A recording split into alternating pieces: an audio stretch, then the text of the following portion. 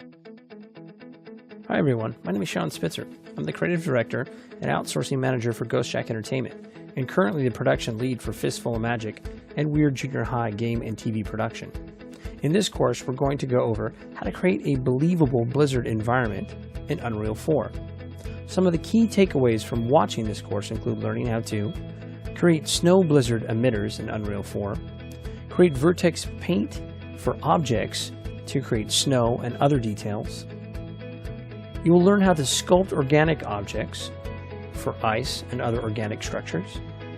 You will paint with height maps for icicles. You will create fog for blizzards. And you'll create cloth objects that blow in the wind. By the end of the training, you will have learned how to make a believable Blizzard environment in Unreal 4. I'm excited to work with digital tutors and share these techniques with you. So let's get started with the first lesson. In this lesson, we're going to go over some advanced techniques in Mudbox in which we can make some snow textures that we can add to our materials to begin our vertex painting. So let's get started. Alright, so you'll see in this scene, we have it all set up here. This is going to be our Blizzard scene. Later on, we're going to be adding some snow pieces piling up here. We're going to be adding some snow coming in, some just wind and ice drifts coming through here. So what we're going to do is we're going to actually set up a texture so that we can actually add snow clumps on top of our existing geometry, specifically here. This is going to be part of our vertex painting system that we're going to set up here. So first what we need to do is we need to make that texture. And there's some ways in Mudbox where you can actually do it pretty fast. We can get a tileable texture as well as a tileable normal map and a tileable spec map, which is actually pretty cool. As you can see, let me put that back real quick there. As you can see in our environment, we have a snow ground here. In our snow ground, not looking at the rock specifically, but at our snow area here on the flat surface, you'll notice I have a normal map and I have a texture, and believe it or not, I also have a spec map. So if you move the camera, you'll see the light change a little bit on this material. This was all done in Mudbox, so I got it tiling, all looking really good. And doing that in Mudbox is really beneficial if you don't have like Substance Designer, you don't have other materials that actually specifically do that. You can actually do this in Mudbox really quickly. All right, so let's take a look at Mudbox. We'll be using Mudbox 2016, and we have Mudbox open here. And if you're not familiar with the navigation, it works just like Maya. I'm right-clicking right here and allows me to change different variables. And also, if you hit spacebar, it acts like the hotbox for Maya.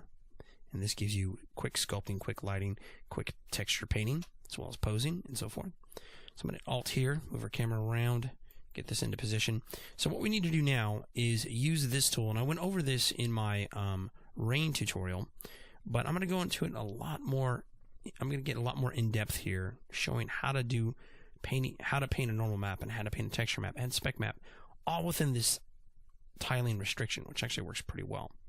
So let's turn on tiling plane.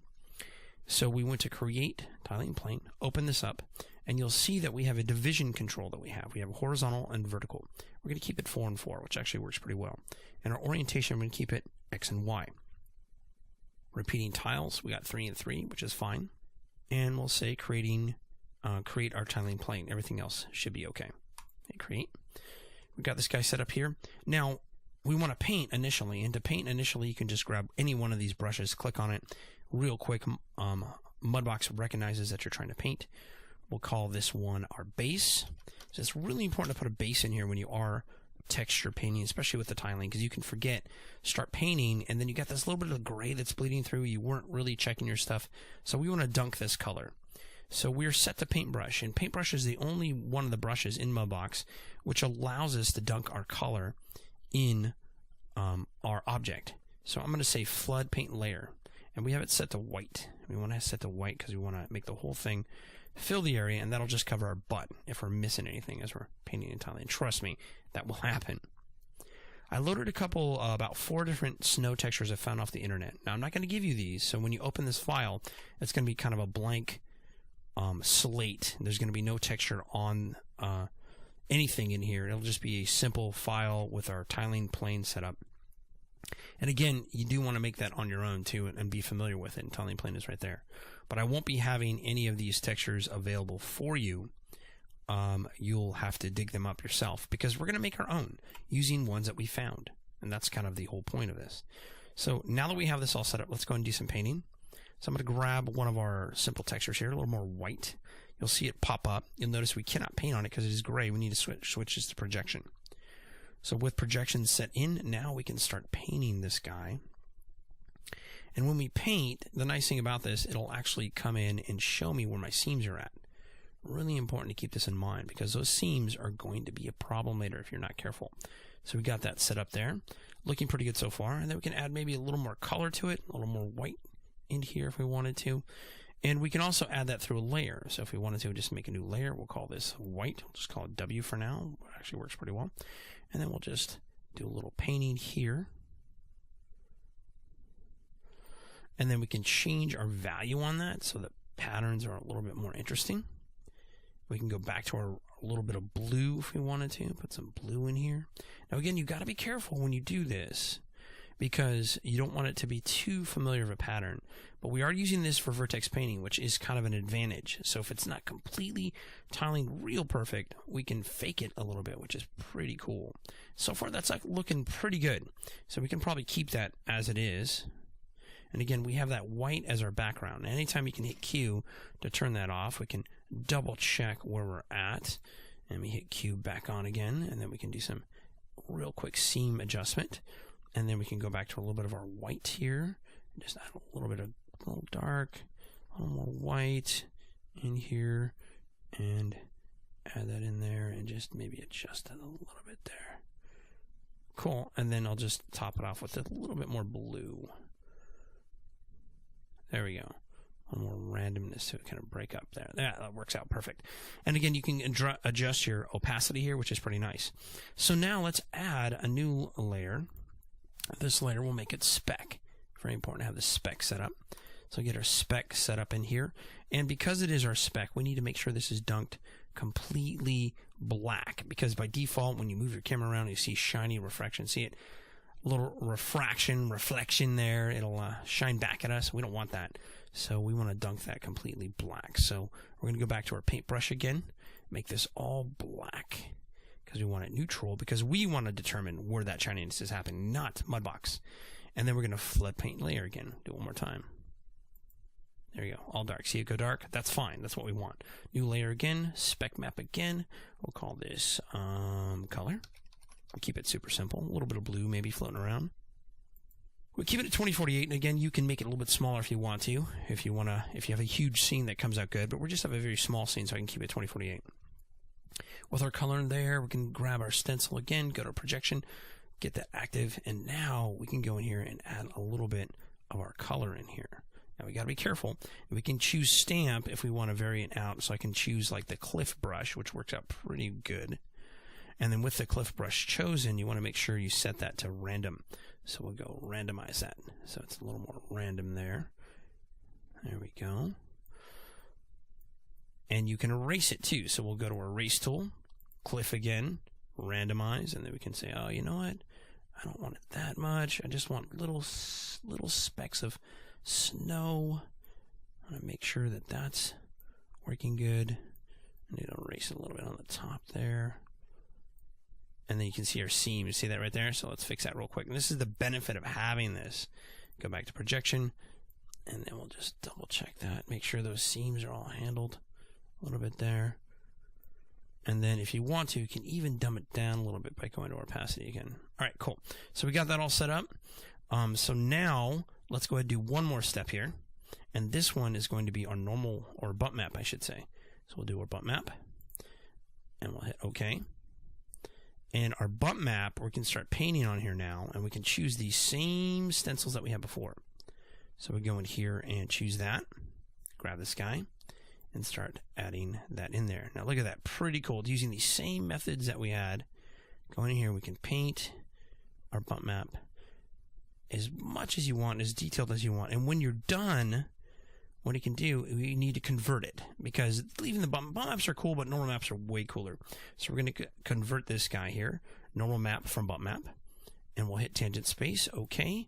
And then we want to turn off our bump map so it isn't too extreme. And I'll hit the Q key to see what we have. Oh, hit Control Z for a second. And they can see that we got a little bit of a bump map in there, and we got it tiling on there pretty good. And that's about it with this one. So what we're going to do now in the next video, we're going to connect our texture into our material, and we're going to make a material that we can use. In this lesson, we're going to take the textures we created in Mudbox, and we're going to export them out, take them into Unreal, and build our material for our vertex painting. So let's get started. Alright, so you can see here we have our texture that we created using the tiling plane option in Mudbox. This allows us to get a really quick tileable texture. And not only did we do the diffuse, we did the specular, and we also did the normal map. Now you'll notice when we do move our camera around, this is kind of a weird OpenGL thing, you'll see a weird scene kind of disappear and reappear, and it's not an equal representation of the divisions of our tiling plane that we're using. So don't let that freak you out so much. If you turn off your normal map, you'll see it disappear. But if you do want to check your normal map to make sure that it is tiling correctly, remember you can turn off your diffuse, and we can turn off our spec, and you can actually see how your normal map is actually displayed. And ours turns out pretty well, so you just have to ignore a little bit of that weird division, because you'll see it, there's one at the end here, which really doesn't represent what we did and how the things are divided in the software itself. So let's turn on a specular, we'll turn on our diffuse as well as the base, and then we'll bring in our normal map. It looks like he's already active and ready to go. Cool, cool, cool. So we're good to go. So if you're ever not sure, you do want to make sure your normal map is tiling correctly. Again, just make another bump map, paint in there, and then convert it to a normal map. I prefer that method. Maybe you'll like the normal map painting. I don't really like it. It's a little bit harsh. I like to convert it and then soften it up, smooth it out in bump map, and then convert it into a normal map and get it exactly the way they want in bump map itself. For me, that works amazing, and I totally recommend that. All right, cool. Got that ready to go. Let's go and send this out the door. So we'll right click here and we'll export channel merged, and we'll do that for each one of these guys. And I've saved it already. I've exported it out, but that's pretty much how you do it. When you do export it and bring it into Unreal, you have to make sure that it's in the content folder. Now I placed it in the content folder under environment, textures, snow. So we got that right there. There's our texture snow, and I named ours that we painted as diffuse 02, and then we have normal map 02, and then we also have spec map 02.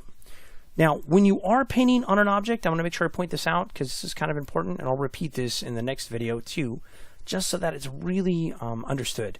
You want to make sure that you have enough vertice divisions on your object. Now, this rock is perfect, but we're going to mainly focus on this guy since he's kind of barren, and we're going to actually put some snow on him.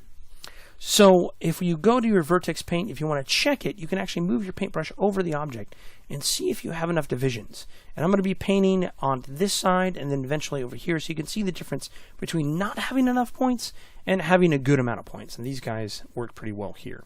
All right, cool. Let's go back to our regular mode. We're going to go and click on this guy in general, and we already have him selected. And we're going to double click on our material, call our material up here. So we're going to build our vertex paint from this guy. You have to use the material of the object you want to paint on to be able to get this to work. So there's our textures, which I pointed out before. Let's go and pull on our normal map. We'll put them in the normal map section. Let's go to our spec. This is our new spec. We'll put them underneath here. These guys can hang out. And then we can also grab our diffuse, which is at the top, and we'll put them over here with this guy. Really nice, really cool. Got to keep it organized. Now that we have those guys set in, let's bring in our linear interpret node. And this guy is a really nice node. It allows us to split two different values and include an alpha. It's pretty awesome. So let's go and bring him in, and we're going to need a multiply. This guy's going to be our last guy in our pipe, and he will allow us to actually plug in and bring in all these values correctly, as well as bring in the color for the vertex that we need. Now, whenever you're not sure about these, to hit Control-Alt, it'll give you a big breakdown. I gave you the layman's terms. There it is. It shows you exactly how that works, and it's really awesome that Unreal has that. So I'm going to do Control-C, Control-V. Let's place that in there. Let's move that down. And then we do Control-V one more time, and then move that down. There we go. Sweet. Got these guys all ready to go and set up. So now we are going to need our vertex color. Now, we really just need one. And the nice thing about this is the vertex color is going to allow us to punch in everything that we need. And we're going to move them kind of in the back here. Now, you got to be careful when you do this. This is kind of step heavy. So I made sure I made these ahead of time. I'm going to explain exactly how these guys are punched in. First thing we'll do is bring in our LARP, and we'll just connect it to our multiply, because that's a constant. That's something that's always going to be there. And it's not going to change between these guys. So let's go and put them in here. And then we'll just put them in the A channel here in the multiply. And we'll do the same thing on the one on the bottom. So again, you have to make a LARP and a multiply for every single one of these texture variables. Or texture little objects here. Alright, so we got this all set up. Let's go ahead and bring in our texture. So I'm going to break the link temporarily on our texture. So we'll break links there. There we go. And we're going to bring his color information into our B. Now remember that. The one that you want to keep, the one you're painting on, has to go into the B. And then the one you want to paint with, you want to put that into the A. Always keep that in mind. So we'll do the same thing down below. Let me break the link here. You can see the spec showing up off to the side. So we're going to break the link on this guy real quick, just to keep it a little bit more organized. Usually I just keep it there until I'm ready to go and I just overwrite it. But I'm going to make it a little bit easier for you guys to understand. And this is the one, the spec that we want to keep. Where do we put it? We put it in the B. The spec that we're going to paint with, we're going to grab him and put him into the A. So just keep those things in mind. So we're going to do break the link here real quick. Bam, there we go. Same thing again. This is the one we want to keep. He goes into B.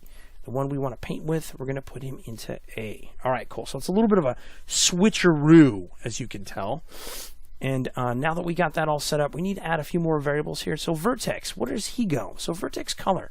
That color information is going to the B of each one of our multiplies. You want to put it right there.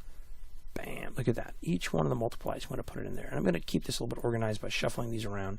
If it helps you, you can move these so you don't get less of that cross wire confusion that can happen. And that can definitely help you out too, if that makes it easier for you to understand. There we go. Got that all set up. So we put the color, and we want to do that also. Make sure we're on every single one of them. B, B, B. There we go. We're on 3 for the vertex. Now, but we're not done, though. The vertex alpha needs to be piped in. So we've got to make sure our alpha's in there, because if we don't have our alpha set up, we won't be able to paint at all, which is going to be bad for us. So let's go and do that real quick. So let's grab the alpha. We're going to grab that information and put him on the base of every single one of these guys. Alpha information there, alpha information there, and then finally we want to put the alpha information right there. So all of our nodes look like they're in place. You don't always want to double, triple check if you can. Now that we got that set up, let's get our spec map pumped in. Specular, bam, put it right there. And you'll see it show up. And you'll notice that really nothing has changed. It's only going to happen when we start painting. Get our base color in, put that in there. Cool, there's our base color, just like it was before. And then our normal map. We want to get our normal map. So grab that multiply and plug it into the normal map right there. Cool. So it looks like he's good to go. And then finally, we just go in and save that on that material. We want to make sure we save that and hit apply. Now, if you want to, you could go in here and change some of the things on this material by clicking on it. And say you wanted to have it so that it has a little bit more subsurface stuff. Just be careful with that. If we go and change our default to a subsurface, you're going to have a little bit of subsurface happening to the ground, which may not be exactly what you want, but you can play with that if you want to on your own and see if that works really well. All right, so now that we have that set up, we'll close that out. You'll notice this guy really hasn't changed at all, but when the next video, we're going to start painting on this guy, and we're going to see the results of our work. That wraps things up with this video. So in the next video, we'll get started on that vertex painting.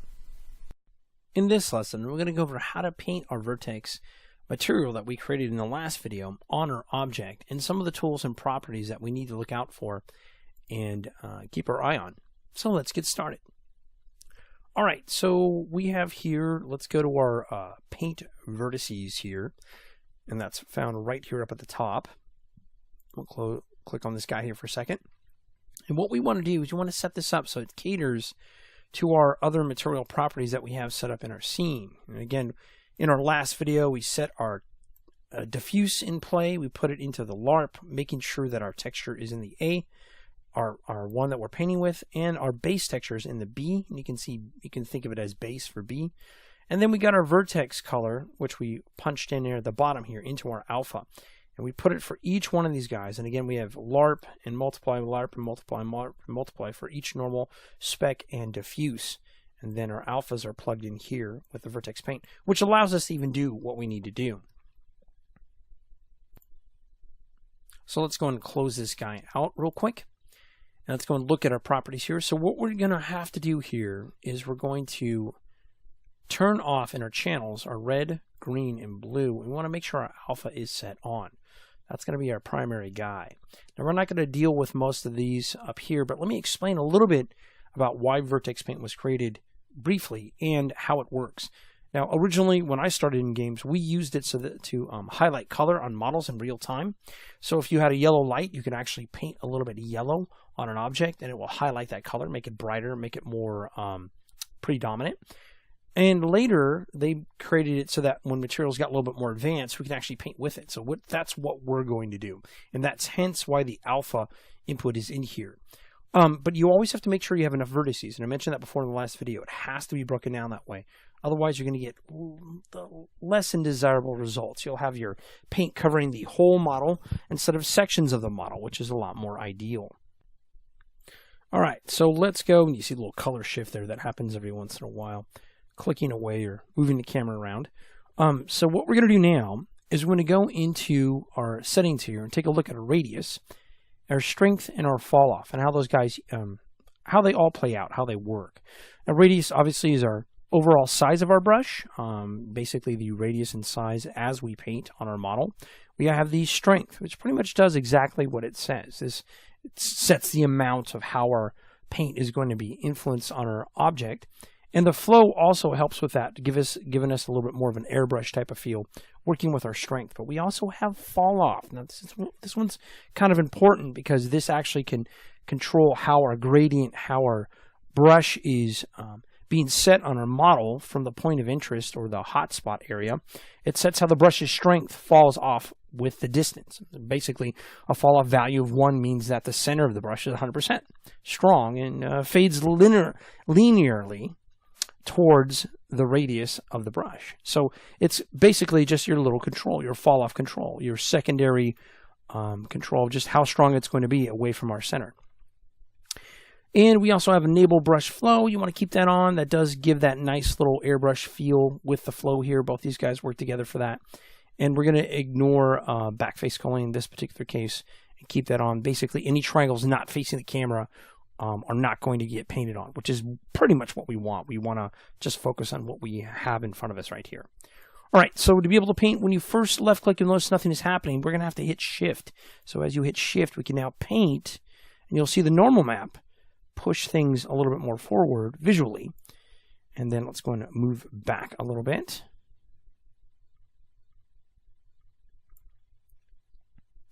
And hit shift again. Do it again. So we can actually get some really nice effects. And let me change my view real quick here. And I'm double clicking both my mouse buttons to remove some of the snow. But let me change by getting away from that for a second.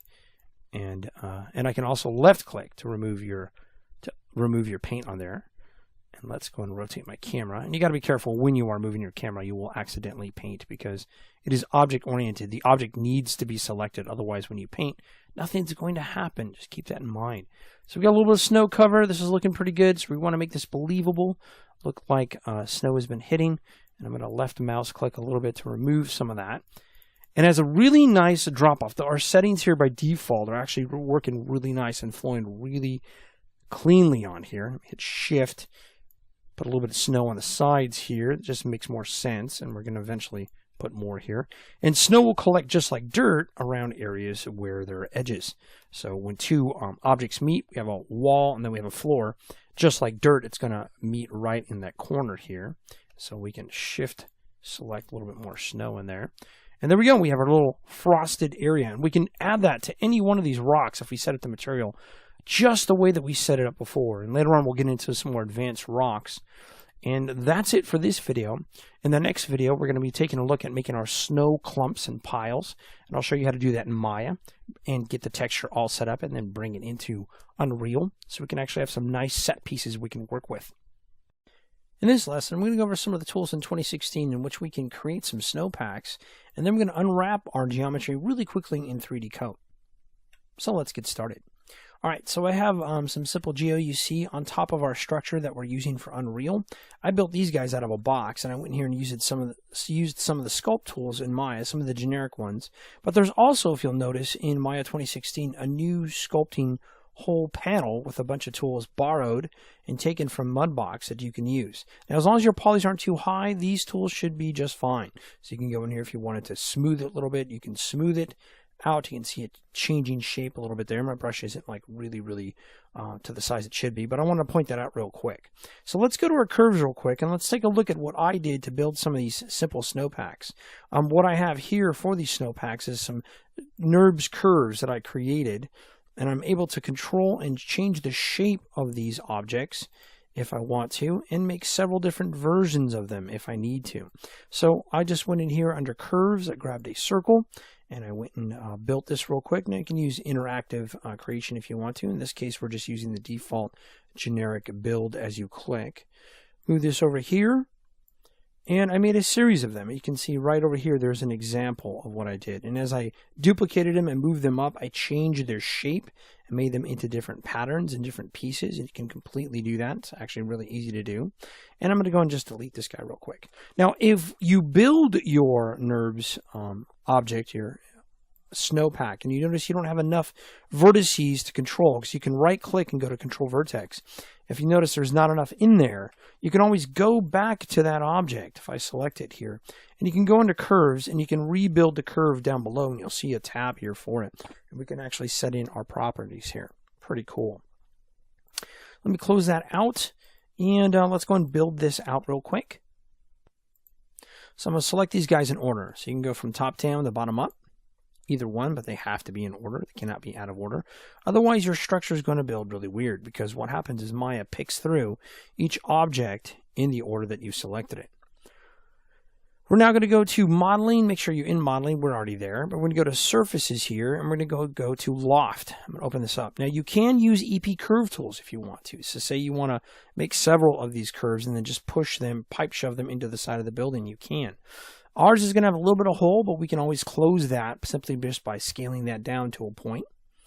And I'm going to set this in our settings. We want to set this to quads and count. Very important that you keep that in mind. And don't make the poly count too high. These snowpacks, we don't imagine them as hero objects, so we don't need to give them higher poly counts. We can keep them as at a reasonable amount. I hit apply. There we go. So now I'm going to grab this guy. I'm going to do modify center pivot, so just make sure this guy isn't ridiculous. Move him over. And we can go in here, grab this, hit the scale key, and scale up the bottom a little bit. We can move this guy as well as his brothers. Hit the W key real quick, and move them into place. And shift, and we can push that in. We can even rotate them if we need to.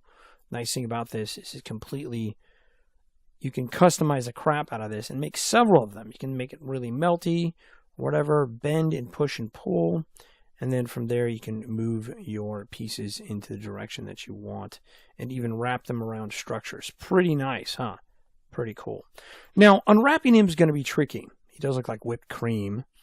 But by default in Maya, yeah, it can be, you get kind of mixed results sometimes. So we want to make your life a little bit easier. I'm going to show you a real quick way to unwrap this. And we're going to be using this tool later on for some of our unwrapping for our ice structures. Let's go ahead and go to export. I'm going to export this selection. We're going to export them as an OBJ is fine. Export selection. And we'll keep them within our file type. So we're going to keep them under scenes, or as in our directory, I should say. And we'll call this snowpack.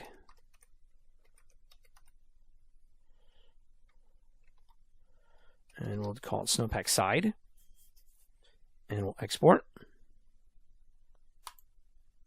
So now what we'll do is we're going to open up 3D Coat. And 3D Coat unwraps so much faster than Maya.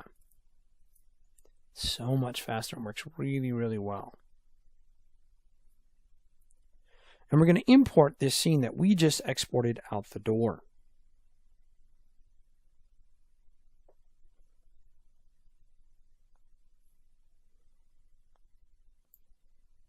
So now that we got that, let's go to import. And we're going to import the model for per pixel painting. We're going to make sure we bring that in. I'm going to go to our Maya scene real fast in our directory. I'm going to go to My Documents. Go to Maya. Go to Projects. I'm going to go to Blizzard. I'm going to go to Scenes. I'm going to grab that snowpack side and open that up. Now, we don't have to worry about any of these other default stuff. This is mainly for painting in 3D Coat, but we're not. We're just going to import this guy. With this guy set up, we're going to make sure we hit UVs. Now, UVs, it just shows our generic UVs that are set up in here. It's kind of across the board. So what we can do is unwrap this guy, get a really nice look for him. So first, what we're going to have to do is we're going to have to clear our seams. So when you clear seams, it keeps a really basic breakdown of our snowpack. And this is a default. As you move your cursor over, you'll see it refresh and show you. But we now need to mark our seams. So what we first did was clear it, cleared our seams, and now we need to mark them. And you'll see mark here at the top. So as we zoom in here on our object, you'll see a highlight happening. We see our little hole that we have, and that's fine. So to be able to mark the seams, I'm going to hit Shift. We want to hit Shift, and then we want to left click. That makes a seam for our guy. As you can see, he kind of unwrapped this dude all the way around. So he's unwrapped. So at this point, we can now go in here and paint on here, and even take it into Mudbox and fix any seams. Now, the nice thing about this snowpack, if we have a seam, we can face it towards a building. Tricky, huh? A little sneaky. But when it comes to games, it's all about smoke and mirrors. And you'll see that universally, this isn't too bad of an unwrap. Once you're done with that, you want to go in here and you want to unwrap it based on what we did. Now, it runs the algorithm, unwraps it for us. You can see it calculating in the background. And then finally, we want to apply UV to the set. Apply that UV. It says this operation cannot be done. Undone, we understand. Applies it. Gets it all ready to go. So now if we do run into any problems up here, we can go and change that and fix that later on. But now what we need to do is export them out the door. So what we did was we cleared our seams. We marked our seams. We unwrapped it based on our marking of our seams. And then we applied the UV set. Now with that set in, we're now going to export the model.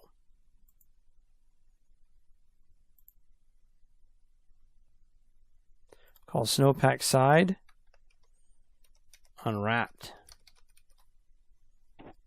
Save. There we go. So that's about it with this one. We're now going to apply some textures and materials to this guy. Double check his UVs a little bit. And in the next video, we'll put him into our scene with a new material. In this video, we're going to make the first half of our material function, in which we're going to talk about how to get those nodes set up and make it look good. And later on, we're going to punch in the material function into our larger, more complex material for our snowpacks. So let's get started. All right, so here you see that we painted our vertex snow on our scene. And again, if you do want to paint that on other objects, just make sure they have enough vertices to support it. Our building's a little lax in that area, and that's why we created some snowpacks, but you're more than welcome to paint on it later on, and we just may do so. All right, so we got that all set up. Let me go ahead and show you the material function. Now, how the material function works, if we look at a regular material, we'll notice it has a lot of inputs, a lot of different things that we can work with. The material function basically kind of does what it says. It functions as a material, but it doesn't have all those other nodes to work with. It kind of has an absolute one node for the final output. And I'm going to right click here, and to get to it, we're not going to go straight to material. We're going to go to materials and textures. And in here, we're going to go to material function and pop that up. In the material function, we're going to give it a name. I'm going to call this guy our fuzzy snow, or fuzzy shade. There we go. Got that guy all set up here with him set up. We're going to double click on him. And again, you'll see the final node right there, sitting right there. What we need to do is create at least 5 different inputs. And these inputs are going to get ready. I'm going to do them first. I'm going to punch in some more advanced inputs to get the color variance and to get that kind of snow glow that we're looking for. So let's go ahead and type in input. There's our input function. And we're going to do this, let's do Control C, Control V. We're going to do this 5 times. I'm going to keep them in order according to how we're going to number them, because we're going to have to number these to keep it efficient and to get this thing to run nicely. 5 times, 5 different ones. Awesome. I got them all on top of each other. And you can sort them and organize them any way you want. Just make sure that you name them and you know exactly what you're doing. And sometimes you have to screen capture and write stuff down. Do so. I highly recommend it. It's easy to get confused, especially if you do this late at night. So the first one, we're going to keep this and we'll call this base color.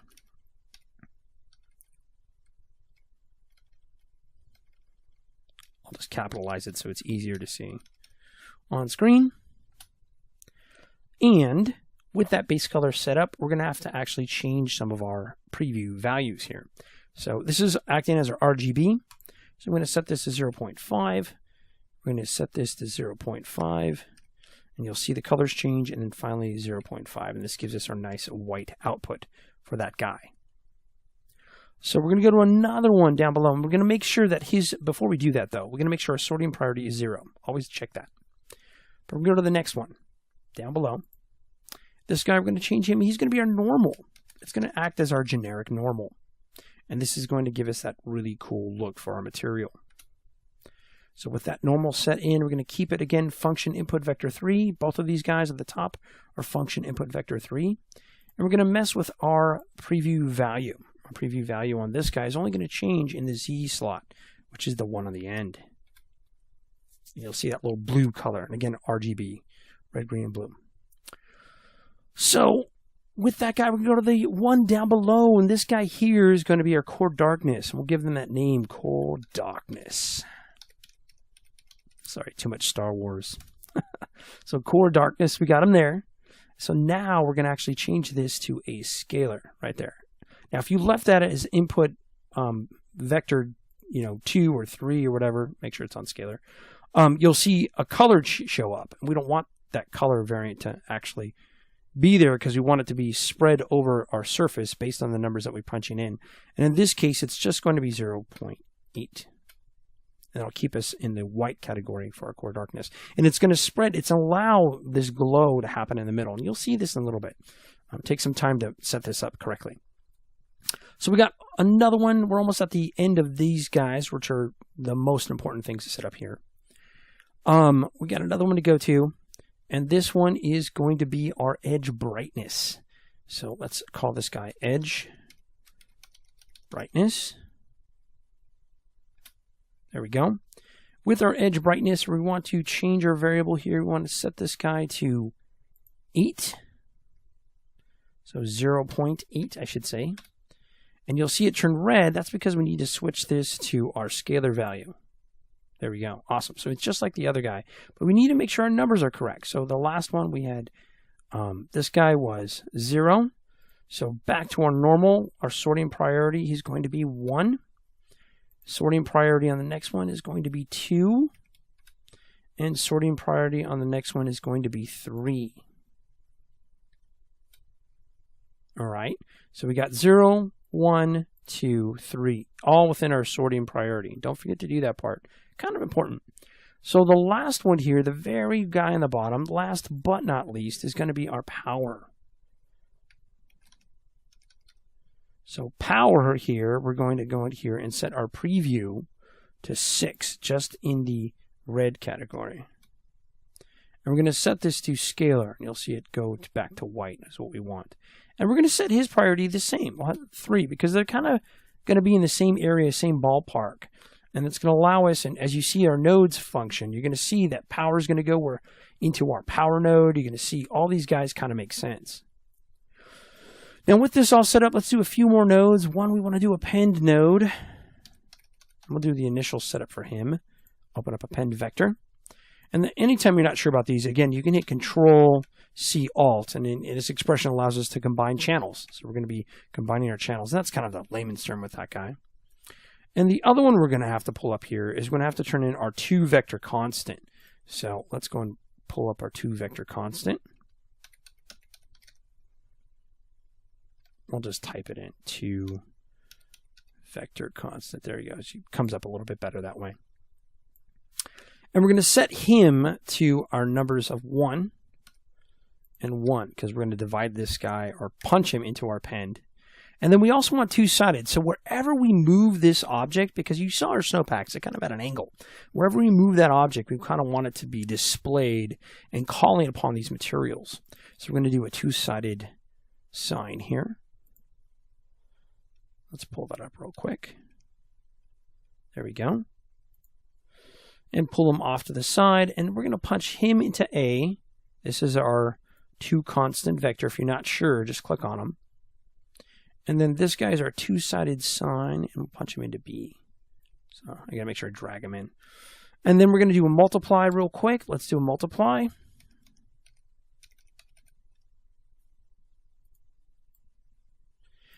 And we're going to move him over here, and we're going to punch him into here. Bottom, or at the top I should say, into A, and then this append is going to go into B. Pretty cool. So let's also create our camera tangent or camera vector. Let me move the output away a little bit. So let's create a camera vector. There he is. And believe it or not, this guy's really going to come in handy. He's actually going to work really well for what we want to do. And it's going to allow us, so wherever we look at our object, wherever we look at our object with that material, it's going to have a nice little display to it. What we also want to do is create a dot. We're going to create a dot here. Now this dot product, I'm going to pop them up. And again, you know, Unreal will break it down for you. This pretty much computes, oh, looks like we have a little display there. Issue. It pretty much computes the expression in dot product, length of one vector. So it actually does a little bit of a computation for us to pull in these vectors. And our camera vector going to work really nicely with this guy. Let's pull that into there and punch him in there temporarily. All right, so that's it for this one. This is just the beginning of the setup here. We're going to finish up. We're going to do a tangent world, and we're going to do a lot more multiplies and pluses and minuses, power and add, and we're going to finally punch it into our guy on the end here. So that's about it with this video. In the next video, we will finish up this material function. In this lesson, we're going to finish making our material function, and we're going to set up the rest of our nodes to get this function to be able to be used for another material. So let's get started. All right, so you can see here we have our 2-sided ready to go. We have our constant that we got in here, or I should say constant vector, 2. We have our append in here, and all these guys are set up so that we can make a nice output result here that we're going to punch in. And we're going to add a few more in here, and it's going to look pretty complex, but it really isn't. You just got to be careful where you connect things. Now we're making this so that we can eventually punch this into our snow material. So the material functions allow us to be able to actually use another node to call upon them. And I'll give you an example. There's one that's a default that's similar to our name. We're going to change our name later. And that one's called the fuzzy. You can see fuzzy shading. We pull this up, it actually has all the nodes that we have already set up. So it kind of builds it for you. But we're building our own, so we can have our own parameters and do whatever we want. You can even build another one in here, and we can call upon this material function into another shader. And I know it seems kind of complex, but bear with me. This is actually a really cool feature in Unreal, that we can actually make our own, call upon this material function in another material, and you can actually have multiple materials, and it also can complement layered materials, which are pretty cool. All right, so we got this guy set up here, and again, what we're going to be making is kind of like a ramp shader.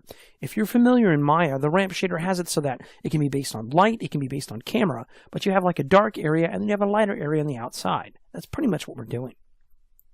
All right, so we got our dot here. Let's go and make a few more things. We want to make a tangent vector. So what we want to do is get this guy in here.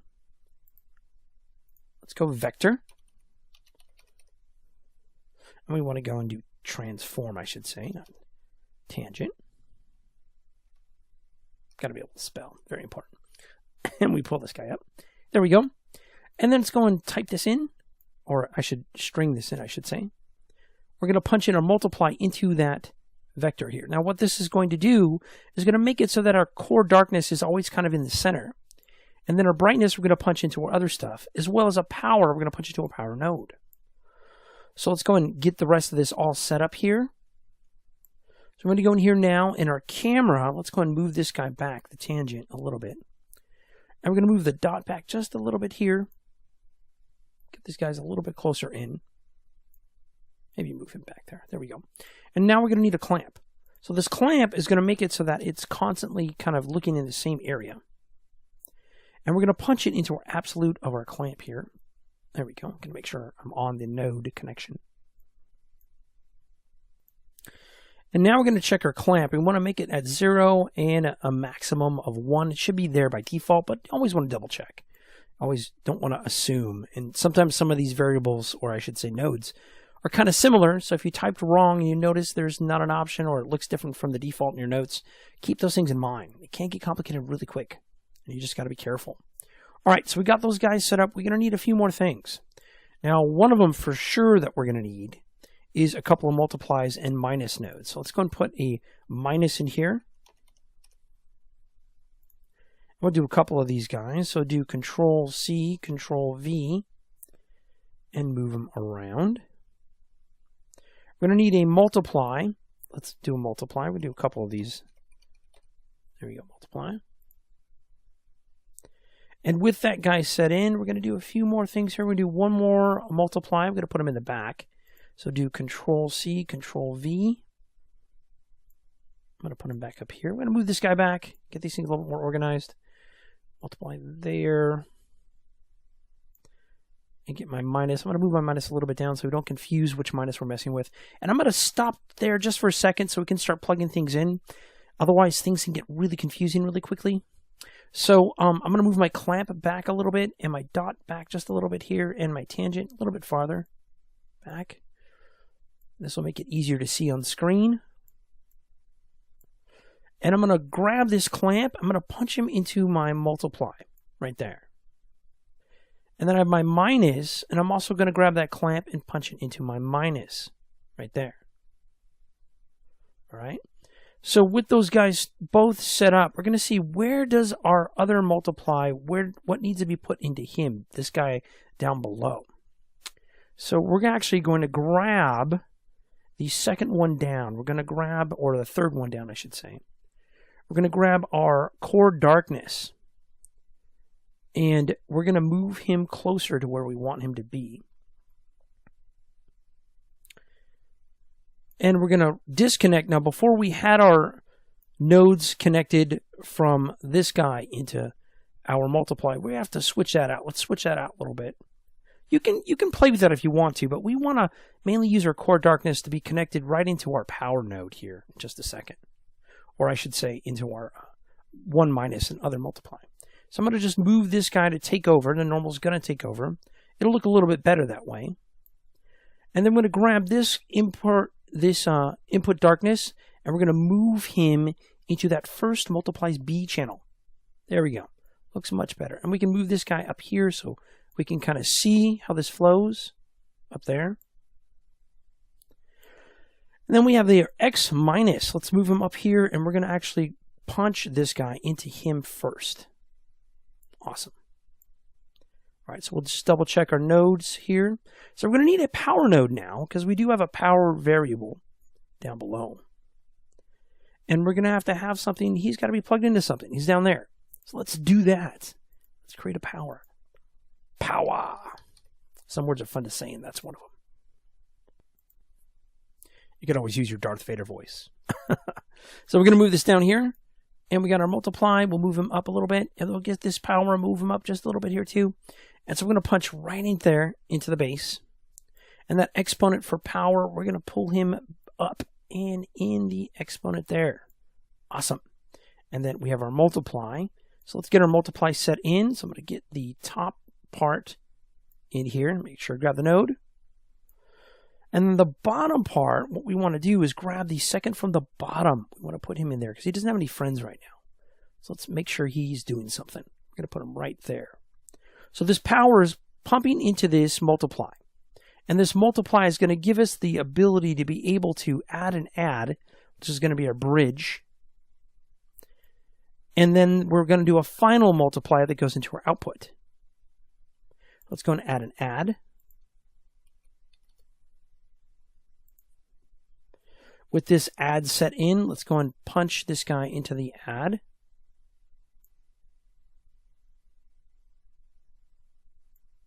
Oh, make sure it took. Didn't really stick that time. There we go. Always tricky sometimes. Which is kind of always tricky sometimes. Can be tricky. So we got this guy here. We got our minus. Let's go and move him back a little bit. So we have our multiply. We have our minus set in. We're going to move both of these back, actually. They're a little bit too close right now. And then we'll just, to make things easier to read, move the clamp back just a bit. So with these guys in place, we need to do an add also for this guy. So let's do an add. And we'll pull them up. With this add set in, we're now going to punch into our A variable. Now, if you want, you could put a constant here. You don't have to. That's if you want to control the power of this a little bit. I'm going to just leave it as is. Actually, I'll make one for you. So if you want to play with it and see what kind of results you get, you're more than welcome to. We'll just put a 0 constant in there. And then we're going to finally grab this guy and move him into our add channel here. And then we're going to finally add, we're going to have a multiply at the very end. So do Control C, Control V. Oops. I got to watch out my, sometimes when I type, it's not so great. Hit W for that, there we go. And then we just get delete, get rid of it. All right, so now that we got that, there's a multiply, Control C, Control V. Got to be careful, don't hit those other buttons. And we punch this in here to our B channel.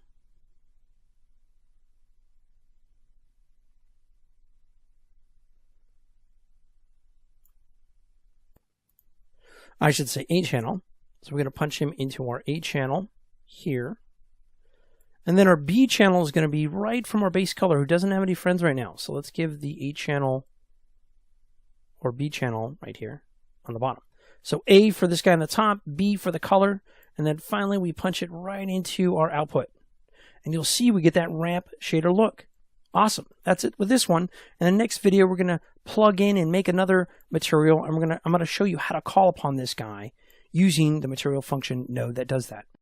In this lesson, we're going to create another material function to complement our ice, and we're going to do the first half of it here, and then the next video afterwards, we'll go and finish it up. So let's get started. All right, so in this lesson, I already made the material that we're going to be creating in here, so you can actually have it as a point of reference. It's under Lesson 8 Made Material. You can see it's pretty complex, so we're going to be doing the first part here, this section right here, and then the next video we'll do the rest of it here. Now, I wanted to point these things out because in Unreal, there's some amazing complex things you can make and really get some deep materials. If you look really good at the material we have here, you will see the fuzzy shader material that we set up with our nodes coming through. You'll see a little bit of blue here and kind of a fall off out here. So it's kind of got that ramp shader effect going on with our ice, which is kind of cool. And some people might say, well, you know, why do we do it this way? Why don't we just do subsurface and we're good? Well, not all ice is equal. And to be able to actually mess with this complexity and to do this is actually pretty cool. And as a designer and as an artist, as a level, even a level creator, this is fantastic stuff. In other words, you have a nice digital playground. You can make a material all sorts of different ways, and that's kind of why we're covering this. So let's go ahead and get ours set up here. You can see it's a material function also. So let's go ahead and make a brand new material function. Again, what we need to do, I'll just lower this guy for a second. I'll just lower our bar, and I'm going to right-click into our work area. We're going to materials and textures. I'm going to go to our material function right there. Open this guy up. Now that we created a new material function, we need to name him. So we'll call this Lesson 8 Begin. There we go. Make sure we put the number in there. And enter. So I'm going to double click on him. get them to pop up, see our little area for it. Again, we see the material function, which is good. So I'm going to cheat a little bit, but I want to point some things out because it's kind of important to keep these things in mind. You can kind of do this too, but you also have to remember that these things don't come in at a normal, at the same points that I already have in here. So I'm going to kind of go through these steps, but this is a lot of steps here. So I'm going to speed things up just a little bit, but I'm also going to walk you through the things you have to look out for. You just got to make sure your numbers are set the same as mine. Otherwise, you won't get the same effect. And just use this as a stencil as you go through this. So I'm going to go in here and just grab these guys. They're the same type of functions we had before. One is base color, one is snow power, one is core darkness, and the other one is power in general, and the other one is edge brightness. Each one of these guys are very important. So we're just going to do Control C. And we're going to go back into our begin, and I'm going to do Control V. Let me make sure I click there when I do that. There we go. And we're going to move this guy back a little bit because it's going to get pretty crowded really fast. But one thing I do want to mention, even though I did this, when you do make your own from scratch, when you input, you have to make sure that you have the same numbers that I have. So I click on the function input. And you'll see it's default here. Let's go and open this up a little bit.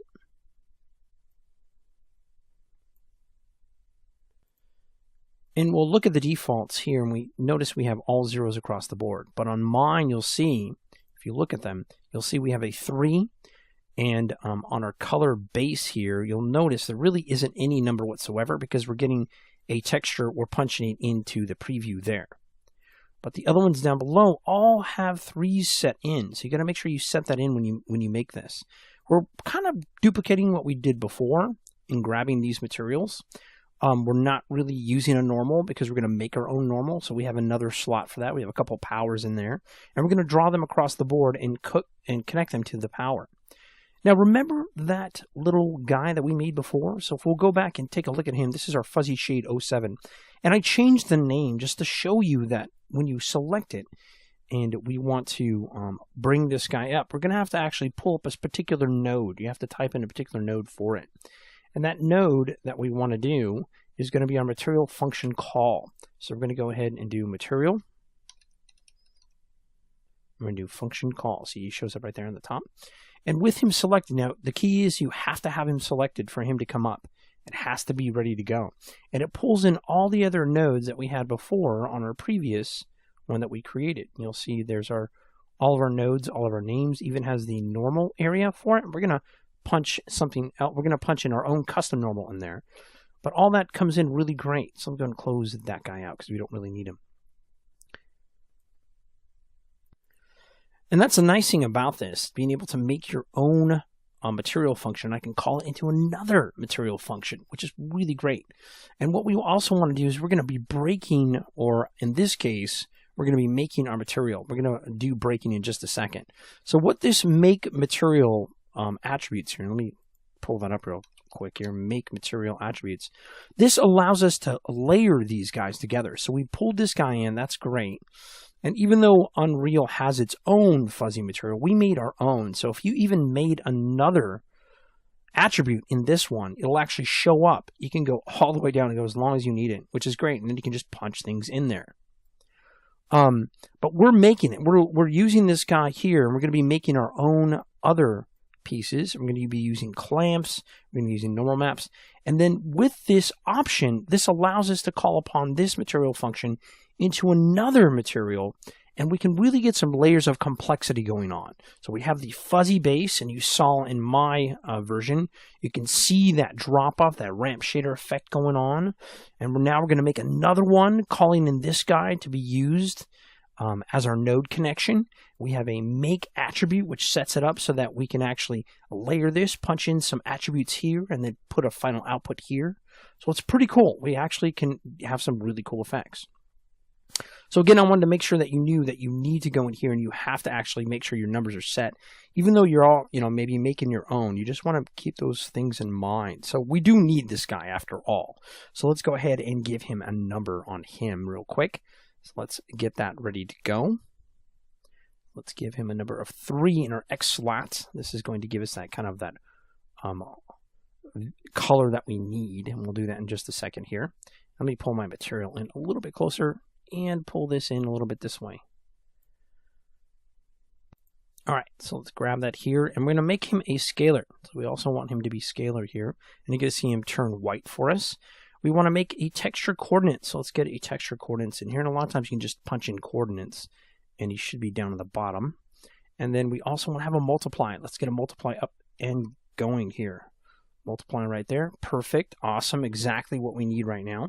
So what we're going to do now is do a little bit of punching in ahead of time, because we've got to make sure these guys are all in place. So this multiply is going to go into B, and then this texture coordinates is going to go into A. We also are going to need some clamps. We're going to need some nice, clamps will come in later, but we need some nice constants is what I should say. And these constants are going to plug in directly into our guy here. So let's go ahead and make a few of those. So I'm going to make a constant, and I'm just going to grab one and duplicate them a couple times. Control C, Control V. Make sure you're careful when you do this. It's easy to hit the wrong number. And then you end up starting to comment. You're like, I don't want to comment. You don't want that to happen. And do one more. There we go. Excellent, excellent. So we got these guys in here. So let's give them numbers. Now what we're doing is we're setting up some variables in here that we have control of. And each one of these, we're controlling the power of how they come into this particular system. So the first one here, we're going to do 0.5. 0.5. There we go. And this one here, we're going to make him 0. We'll leave him 0 for now. If we want to, we could probably make him a little bit stronger. If we want to, we can do 0.3. And then this guy here, I decided I would change him. So we'll just keep him there for now. And then the next guy here, we'll do 0.3 also. Actually, let's set this guy to 1. Since we have 5 of these, we want to keep them all together. So let's set this to 1. And then 5 will down here. 1 will be here. And then this guy here we'll leave at 0. Actually, let's adhere to what I said before, 0.3. And then this guy here at the top, we'll do 0.3. There we go. And then the final one, we're going to swap these out. Let me zoom out a little bit. And I should be able to put him right down, and I think all we need is actually 4, but we're going to use another one later on. We'll put them right there. So that's about it with this one. We're going to start punching these in the next video, and we're going to create a few more nodes to get this working. In this lesson, we're going to finish up our material function and get all our nodes set up to be able to put it inside of our snow material. So let's get started. So first up, one thing I want to point out is make sure that each one of your input variables are set to 3. Now if they have 6 or 2 from my copy and pasting from before, just make sure you disconnect this right here, this constant, because it locks it in, and just make sure each one's set to 3, and that's a decent number to start with. You can play with those variables, but for now let's keep it to 3. Now we have our color set up here. We're going to need some texture information, so we're going to borrow some textures that we already have that we used for previous items. So this is our snow vertex. We'll bring this guy in. And we'll also bring in our normal map from the vertex. We'll bring him in there too. So I'm just dragging him in from our little content browser. Open this up here. So let's go ahead and plug this in. So we're going to bring in our texture into our preview mode. And then we're going to get our multiply, and we're going to put him into our UV, since we already have our UV texture coordinates coming into our multiply, which works great. Now we're going to need a power node. That power node is going to help us out to be actually channel our base color into the right area and to bring in our power node into our scene. So to do that, what we're going to do is just type in power nodes. Let's do that real quick. Pull them up here, and then we're going to actually grab our power, bring them into our exponent, and then our base color into base, and then into our base color. Pretty awesome. Are we done yet? Not quite. Now I copied pasted some of our nodes to speed this up a little bit. I'm going to explain to you how these work, because each one of these do a particular job, which will give us the output that we need. Because remember, we actually came in here before and we made an attribute. Now for some reason your attribute gives you an error, says it doesn't have an output connected. Just simply drag this and put it into here and you should be okay. But all of these guys are actually acting as our kind of stand-in material, because it is a material function. It's not an actual material. But these guys, with this make material, this is going to allow us to layer things. As you can see, we have multiple things to layer. So let's get that going. So the next thing we'll do is we're going to go in here and punch in the right items in the right slots. So we'll see here, this is our input color darkness. Let's go and put that guy in the right spot there. So let's make sure I grab the node there. And then we also have our power. So we're going to grab this power and put him into the power slot. Notice we have two powers. This one is going for the color and helping out with that. And then we also have our input edge brightness. So let's go and pull this up, put it into edge brightness. Awesome. So with that, we now need to set up our normal map. We need to get this guy ready to go. But one of the first things we're going to have to do with our normal map is give it some coordinates. So we're going to grab that multiply down here, or up above, I should say, and pull it down here. With that, we need another input. So let's go and make another input. In our input function, this guy, we're going to pull him up. He's going to be a simple vector 3. So we're kind of leave him by default. They really don't have to do too much with this guy because he's going to get a direct input.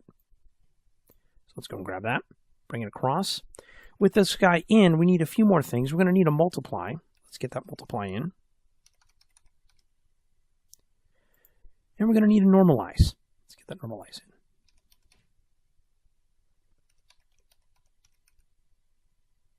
There we go. We're also going to need a constant 3 vector. Let's go put that in there. And this constant 3 vector is going to allow us to control what kind of color we want this to shift to. We kind of want this to lean in our direction, so we kind of want a red, green, and blue control, and we want to favor blue. So we're going to do 1 for red, 1 for green, and then we'll 2 for blue. And let's move this over here.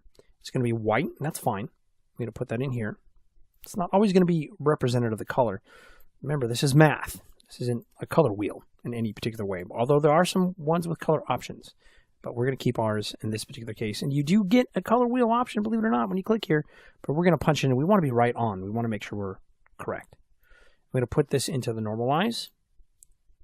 And then one more thing we need to have is a mask. And I'm going to point this out. If you were doing this from scratch and you want to create a mask, remember when you make your mask, you want to call up component.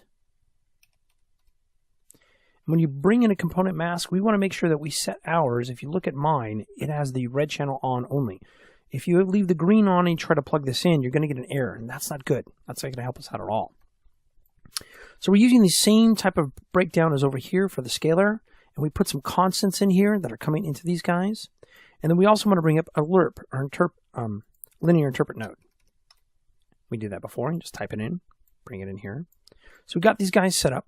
Now this mask we need for the color. Now this mask is going to allow us to blend a little bit better, and we want that for our linear interpret node. So I'm going to punch this into our linear interpret node, and I'm going to grab the color from the other side up here and bring that down. And that works out perfect. That's kind of what we need. We're not done over here though. So up at the top, if you go and look at the top here, we see that we have a multiply set up. And we have an input vector 3. Now he's the only one that's vector. The other two down below are going to be scalar. So what we're going to do is bring these guys in. So I'm going to grab this guy's variable here. A little trouble getting my cursor to be on that. There we go. Put it on the B in the multiply. And I'll put the result here of our fuzzy shader. Remember, this guy's linked up to a previous node that we already set up into the A channel. And then we're going to have another constant 3 vector. Now this guy, you can play with the range a little bit. You'll notice the blue is a little bit higher, but you can play with this any way that you want. Even use the color picker if you want to. Right there. That's what I meant before. And then you can just punch this in right here in the preview. Now we have a clamp for each one of the areas we want to focus on. And we're going to need this constant. You'll notice he's 0. And we made him earlier. We need to keep him in play, because if you don't have an input here for the clamp, it's going to give you an error, which is not good. So now let's go ahead and get these guys all working together. Linear interpret node is going to go in the back of this guy. Let's go and pull that in. And that's the third one down. And this guy is going to be our roughness. And you'll see that I named these roughness, so it makes it easier to follow. So we'll pull this guy right into the roughness. Move this guy up. This guy that only has a constant node by himself, he's not lonely. He has a friend.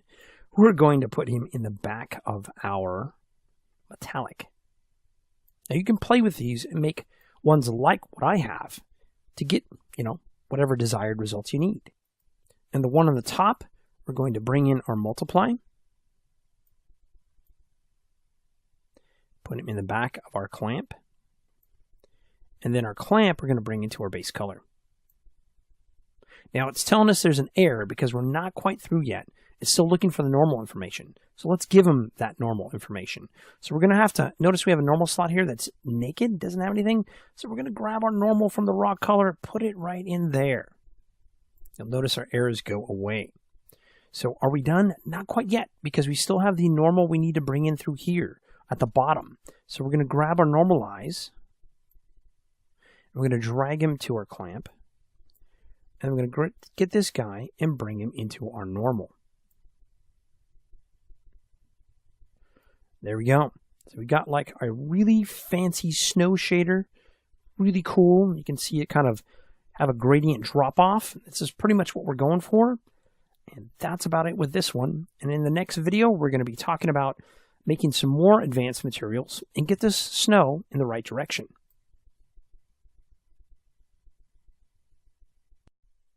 In this lesson, we're going to go over some of the things we have to look out for, double check our work, and look at the blending node system that we're going to make, which we're going to add to our overall material. So let's get started. All right, so you can see on the last one here, we have our complete setup here. Let's go and open this up a little bit. What we're going to do now is we're going to be creating a blend node, which is going to go into our material. And I made the material here under Lesson 10 Snow Pile. And you can see some of the nodes that we're calling upon. Now, we're going to do this in the next video, not this one, because here we're going to double check some things that we have to make sure you have to look out for when building this snow material. And you can see the end result here. It looks pretty nice. And you'll notice also the normal map's a little bit stronger. So I want to point that out real quick. So let's go to our Lesson 9 end material. And there's some things that you're going to find out if you go through here and you don't do these things. You'll notice that your material doesn't display. One thing you have to do in all of your input nodes on all of the channels that we created, I'm going to make sure I mention this, you want to turn on use preview value as default. So every single one of these guys, you have to turn that on. If you don't turn that on, you'll notice you'll get an error down below underneath your stats. It'll tell you, oh, your material's not being built. I kind of wanted to save this towards the end because there was a lot of other stuff that we needed to cover, and I didn't want us to run out of time. But since we have everything all together, go back in here, go back into your input, each one of your input nodes, and turn this on. And again, turning this on allows your material that you created to be used, and it doesn't require that all these inputs have to be put in there. Because if you don't do that, it'll that's where those errors will be. It'll say like, hey, there's no spec, there's no rough, where's the base color? It ignores some of the stuff that we are piping in through our material.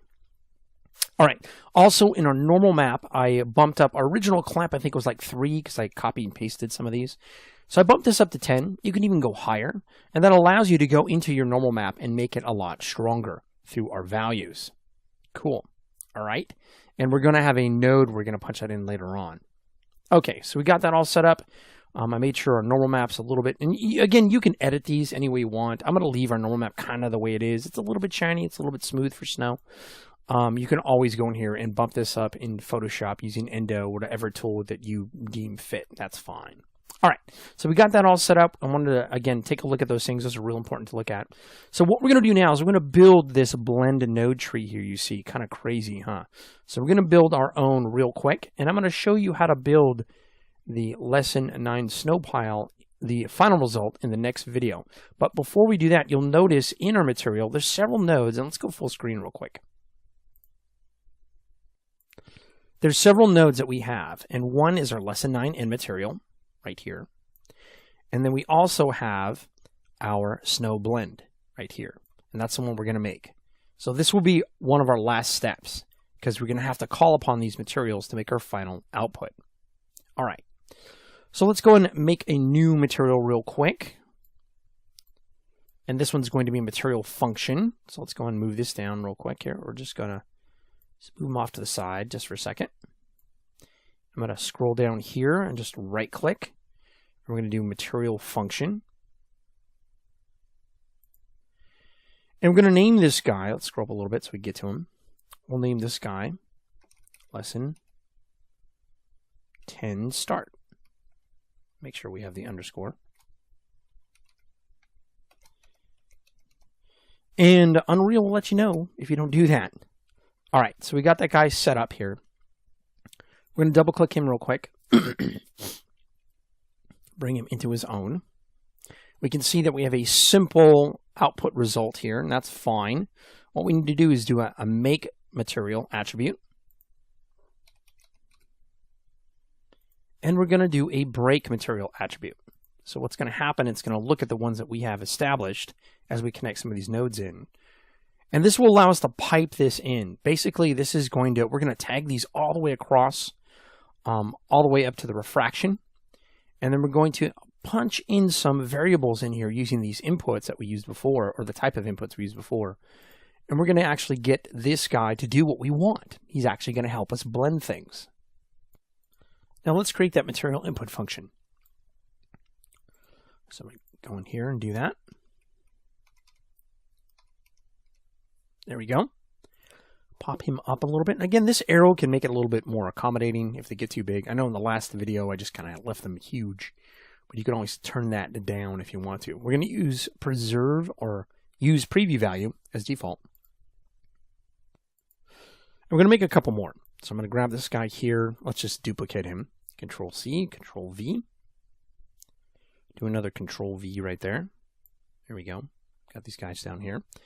And I'm going to call this one tint.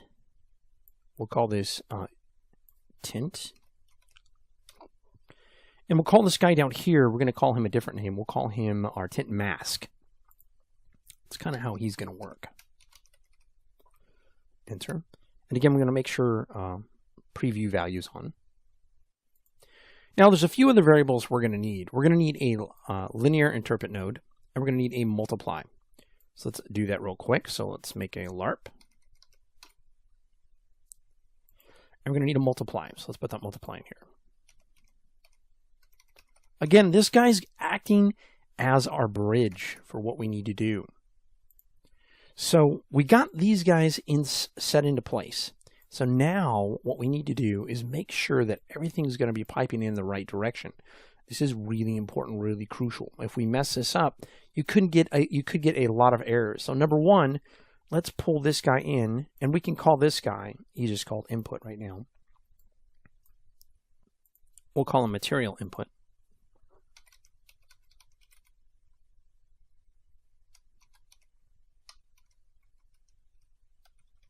Make sure I spell correctly. There we go. And we're going to plug him right into here. Right in the back there. Now we do want to make sure as we do this, we want to make sure he has a material function input attributes. That has to be in there. So we go material function input attributes right there. Bring him across. Try that again. There we go. And in this guy here, we're going to make sure he's vector 3. But the one on the bottom is going to have to be scalar. So we're going to have to change that to scalar. So let's do that real quick. There we go. Punch him in. Awesome. So now that we got these all set up, let's go ahead and do some dot to dot here. So our linear interpret node, I'm moving them over here, multiply, I'm moving them over here because they kind of fall in place like that. And now let's go ahead and get these into place. Base color, bring them across. And we're going to put the base color into A. We're going to put the linear interpret that we have right here, we're going to place him into B of multiply. And we're going to put the base color on this guy also into A of the multiply. Not done yet. And we're going to get our linear interpret node. We're going to make him go back into the base here, which is going to work really well. This guy still needs a home. So let's go ahead and he's called tint mask. So he's going to go into the alpha. And then the multiply here is going to go into the B. So make note of that. Now, let's bring it all together. So we go all the way across these guys. So we go boom. We go to spec. There we go. We go to roughness. Bring them across. We go to emissive color. Bring them across. We're going to go all the way down to get these guys parallel with each other. There we go. Oops. Make sure I grab the right one. My bad for that. Opacity mask. Tricky if you miss it. Try not to miss it. Look at the world properties. I'm going to go to world displacement. Actually go this guy. Offset. Displacement. Tessellation. subsurface tessellation intake. And then finally, we want our ambient occlusion and refraction. So we go to ambient occlusion and refraction. Cool.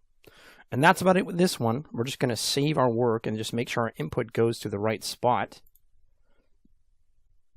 So we just double check it. Now, if you get this error, don't worry about it. It's all good. It still works. We hit apply, all saved and ready to go. And in the next video, we're going to finish up this material and we're going to start moving on to our particle system.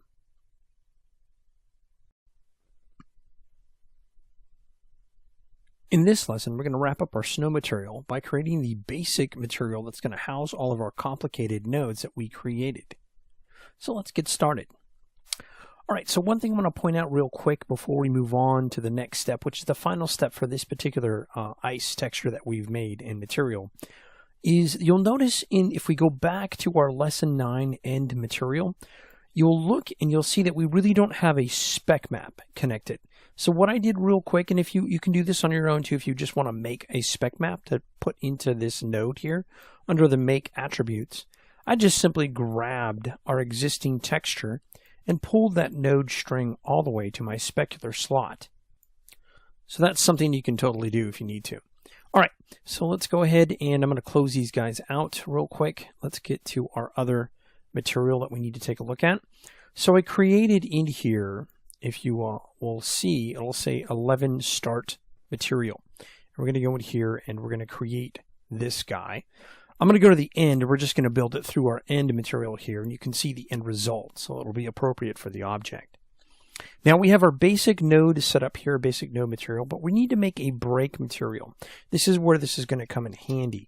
This is going to allow us to be able to bring the other items into play. This is kind of what the break material is used for. It's kind of out of the norm, like which I mentioned before.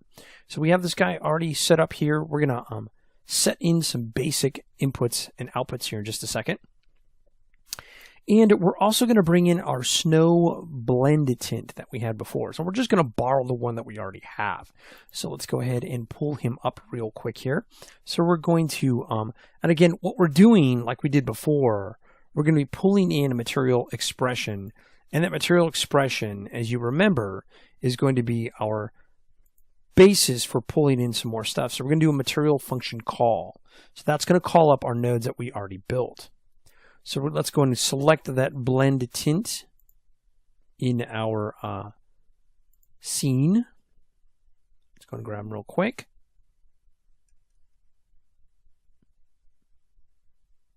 There he is. Sample snow blend tint. I'm going to open him up. Awesome.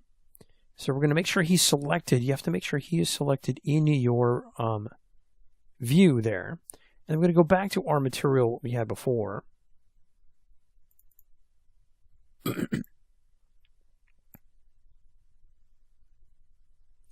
Close this guy out real quick. Don't need him. We need to go to our one that we started. There we go. And with him selected, let me just move this down so it's a little bit easier to see what I'm doing. I'm going to go and grab that blend tint. There we go. With him selected, I'm going to go to my regular material. I'm going to do material function call. There he is. And we're going to pull him up. Bam, there he is. So you can see he has our tint and he has our tint mask. Awesome. This is the strength of this material function call, because with the way we set it up, this works perfectly. Now we also need to get our lesson 9 end material. So let's go and select him real quick. We're going to do another material function call. So we got to go and grab it. Let me move this guy off to the side just for a second.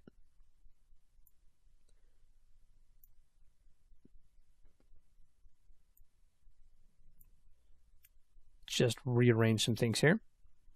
So lesson 9 end material. Let's go and grab him.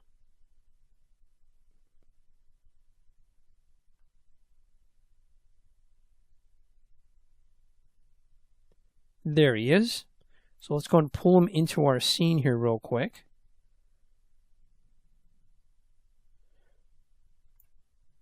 With him selected, we're now going to do another material function call. There you go. And you can see we have all of our nodes again in place, which is fantastic, exactly what we want. So let's go and connect some of this real quick before we forget. And with these guys connected, we're going to actually bring in some of our other things that we had before, and we're going to connect it all to our end result material here. So our base color, we're going to bring into here. We don't have anything just yet, and you're going to get an error. That's fine. We're going to fit that stuff in there in just a second. We do metallic is fine. We'll put right in there. We'll do specular. Pull the specular here, and we now have a specular slot ready to go. And we're going to pull in a couple constants here. So let's go and pull in constant for our roughness and a constant for opacity. You don't necessarily have to have it because it isn't active. But if you wanted to, you can have that plugged in ahead of time. So we'll put this in for our roughness, and we'll make this guy like, I don't know, 0.5 is fine for that. We'll do another one, and we'll just keep another constant here, and we'll just copy this guy. Control-C, Control-V. There we go. Pull him down, and this guy could be 5 also, and we'll just punch him in temporarily in the opacity. So you have that option if you wanted to make it like it's translucent, or you want to make an alpha. It's all up to you. You can always disconnect it if you want to. Notice we're getting an error here because it's still waiting for us to put some more stuff in. So let's put that other stuff in here. So we're going to need a few things. So before I get into this guy here, so it doesn't get too confusing, we're going to start from the back end here over on this side. So we're going to need a texture sample. So let's go to grab a texture sample. And what we're going to need is a normal map, because we're going to plug our normal map into here. And remember when I raised up the clamp, that's going to come into play. We can actually make our snow a lot more distinct if we need it to be. So we're going to go and grab a normal map that we can use. So let's go and take a look at some of the stuff we got here. Maybe we can rehash something. Let me move this guy over a little bit. He's pretty big. So let's go and grab our vertex normal that we had before. And I'm going to drag him into the scene here. I'll just move to the other side so you can see what I'm doing. We'll just grab our vertex normal, put him into this guy, and he's not really super strong, but we're going to make him really strong in just a second because we put our clamp up. We put our clamp at a pretty high value. We need our texture coordinates, so let's put our coordinates in here. We get our texture coordinates right there. And you can tile this as much as you want. It's really up to you. I have mine set to, and you see my sample, it's like 2 and 2, which is fine. And it tiles pretty nicely. And again, you can make your own.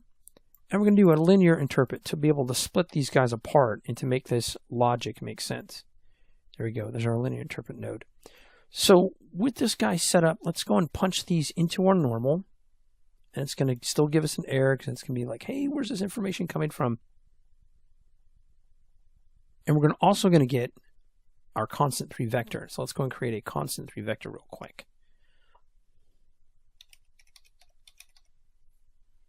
There we go.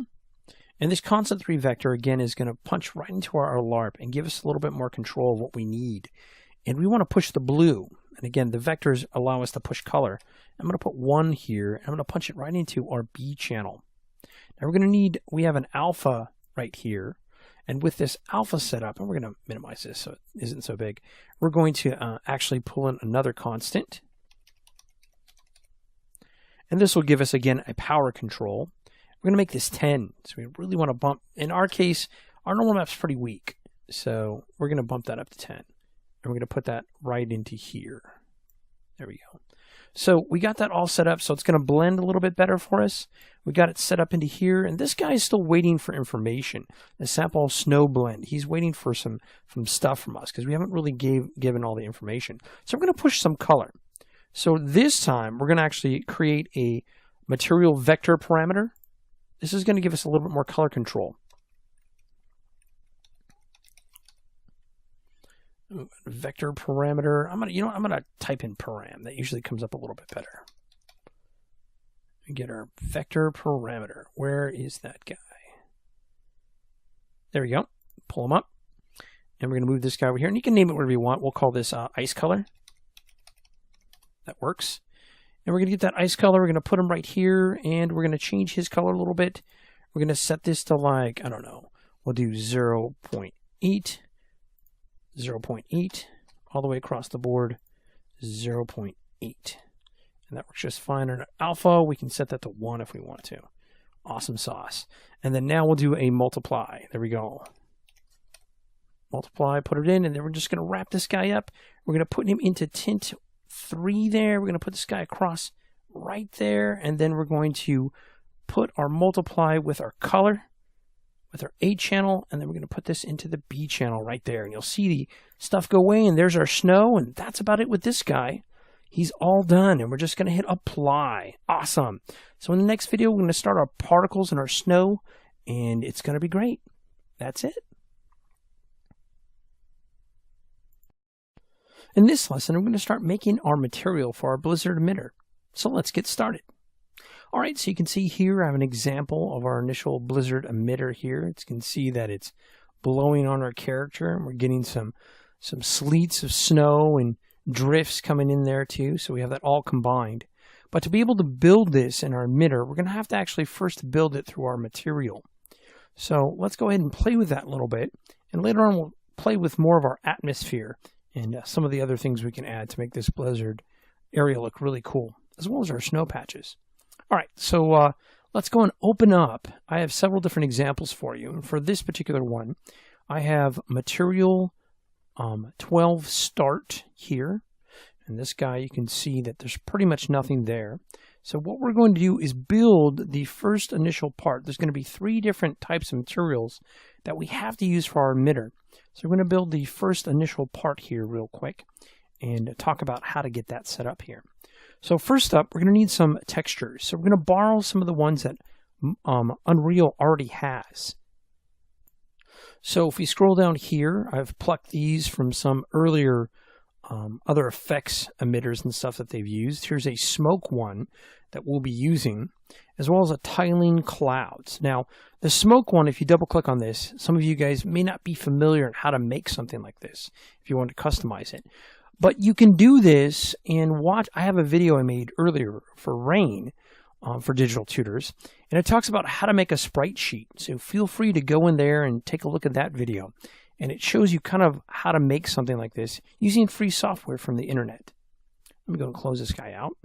We also need to grab, and here's some of the network. I have an example here of the End Snow 13 coming up. And I'm leaving it in this file so you can check it out. So let's go and grab him plus this guy. We want to grab both these guys here. And that's pretty much it. So let's go to our start. I'm going to tear him off for a second, so we can just drag these a little bit easier. Grab both these dudes, and we're just going to get them into our scene, get them ready to go. Plop them both in there. There we go.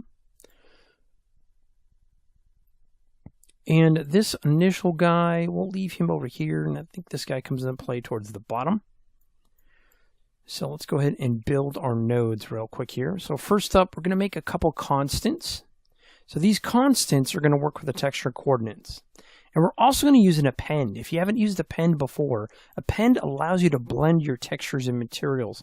It's actually kind of nice. It's kind of a lower end blending. Before we did really complicated blending, this is kind of a lower end blending. And we're not even done with that other material too. We're going to play with it some more. So let's go ahead and make a constant real quick. And we'll do a couple of them. Just keep them based for now. And I'll do Control C, Control V. Again, be careful how you click there. You end up pulling up the comment section, which we're going to do in just a second. But we don't need it just yet. We need a texture coordinates. So to pull that up, we're going to do a coordinates. And you saw me do this before. Pull this guy up. And then we're going to do an add. Let's create an add here. Awesome. And we also need a multiply. So let's get a multiply going. There we go. And with that add and multiply, there's a couple of math nodes we're going to need.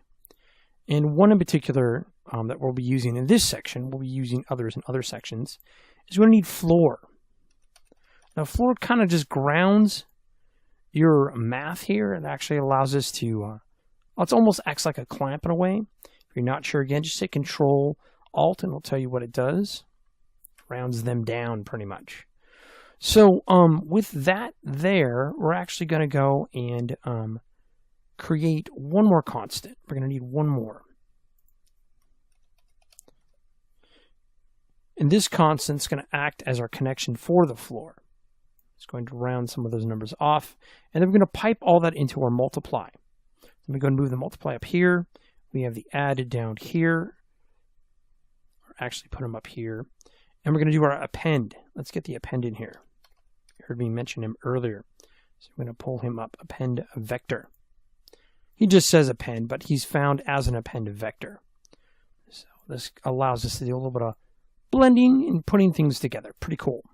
All right, so now that we got that, let's go and connect these guys together, and we're going to bring this texture into play. And we're going to duplicate that guy later on. All right, so let's go and do that, see how this works. So one, let's actually control our, let's punch our constants in, and I'll show you what we're doing in the background. So I'm going to punch these into the right spot. This guy will go into the floor, which sounds weird. This guy will go up here. So we punch the floor into the B channel. We're going to now grab the add, put him into the multiply A channel, and the append, who's going to act a little bit like a bridge, allowing us to put two constants in. We're going to put him into the B channel, and our texture coordinates is going to go into the A. Pretty cool. And then from here, we're going to put that all within our UVs. Now, he's not done. This information is going to go pipe down later on. So let's go and block this guy out. So I'm going to grab all these guys. I'll leave the texture out of it because he's kind of a secondary. But these guys, what they're going to be used for is our tiling UV match. So right click, we're going to create a comment, and we're going to say tiling UV underscore match. Cool. So we got that all set up, put a nice little comment in there, and that keeps it organized. You always want to keep your material organized because sometimes, as you saw in the last one, our material got a little bit complex. But for this one, I want to make sure I point these out. And you'll see Unreal and some of their effects. They'll do this too, which is really handy. All right, so we got this guy all set up here. Let's go and make another section real fast. And what we're going to do now is we're going to pull in our middle section. We're going to put in a couple things in here and get them ready to go. And we're also going to create a material expression texture, and we're going to actually pull that guy up in our scene. So what it's specifically called is a texture sample parameter sub-UV. And we've kind of messed with these a bit in the past. So let's grab this guy here.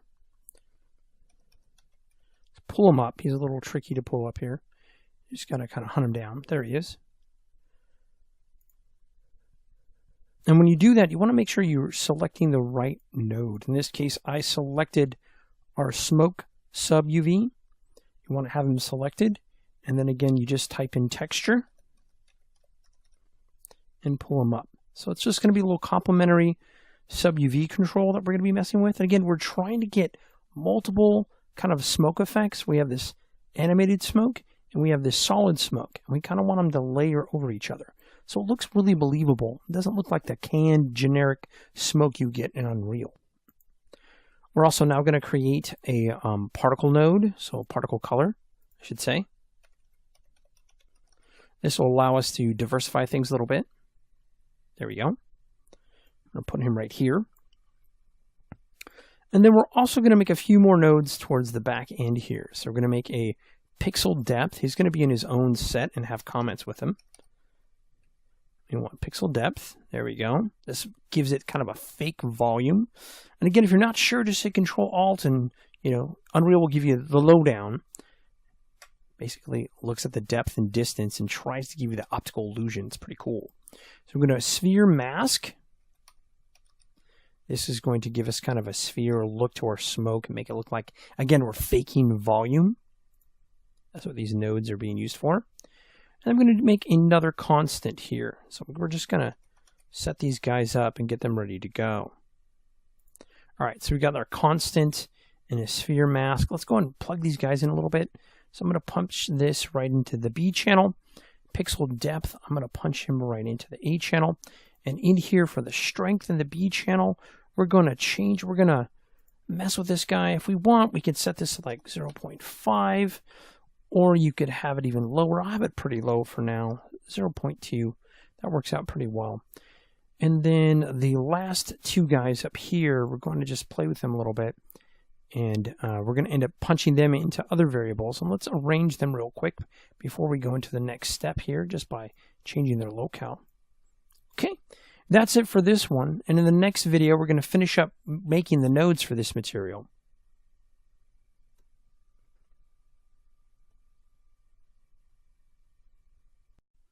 In this lesson, we're going to finish creating our unlit particle material for our emitter. So let's get started. All right, so a few things I want to point out real quick here. In our nodes, we punched these, we just created them before, these little constants. So punch them in this order. For the append A, make sure you put like maybe a 1.2 or 3.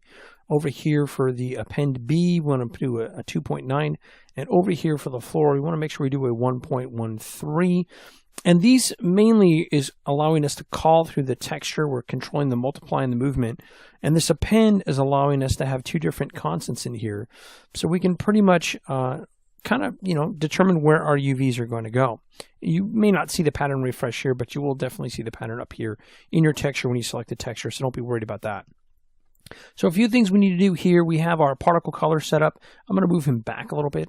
We need to go and create finish creating our near fade. So let's go and mark these guys off real fast, and we'll call them our near fade. So with them selected, I'm going to create comment here. We'll call this near fade. So these are the nodes. They're going to go into our fade node, which allows the snowflakes not to stay strong the whole time.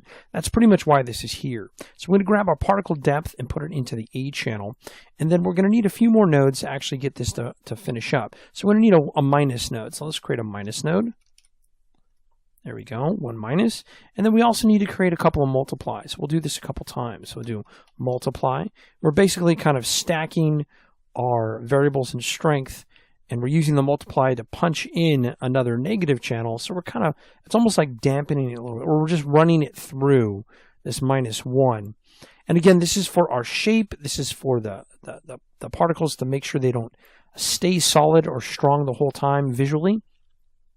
So we got that here, and we also have pixel depth, and we talked about what that does. As it gets farther away from the camera, it will also help it fade. We have a multiply here. Let's do another one. So we'll just do Control-C, Control-V. And move him down. Again, multiplies don't have variables to punch in. You should know that. So now we're also going to do a depth fade. So let's create that depth fade. He's going to be really important. So we'll create a depth fade. In this depth fade, we're going to set this to, I believe we want to set this guy to like 800, I think would be great for our fade distance. So we'll do 800. Set that ahead of time. We're going to go down here to our variables here. Double check to make sure we have the multiply here. Let's go and move this multiply. This guy here, we should be good to go with these guys. We're going to go down one more, and this is going to be our noise area. So we're going to grab this texture. Remember this guy we pulled in? This is the default from Unreal, and again, you can use these to save some time. We're going to create a linear interpret node. So get that linear interpret node to come up, and we need to punch in some variables before we start putting a bunch of crap in here. We really want to make sure we have full control. So we're going to do 500, and we want to do 1,000. So 500 on the constant A, and then 1,000 here. And again, this is going to allow us to actually get this texture, this noise texture, and we're going to grab the alpha and put it in here. So we're masking our alpha, and this is going to control our strength for that alpha. But we're going to need some coordinates here. So let's go and borrow the coordinates from the top here. We're going to borrow it from what we have up here in our multiply. This guy's already set up. We're going to drag this down.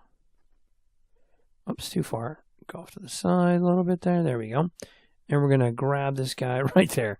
Oh my gosh, I think I was a bad driver. I'm actually a really good driver. Just can't always find things with the camera move around Unreal. So we got that there. Awesome. A little bit to left, to the right.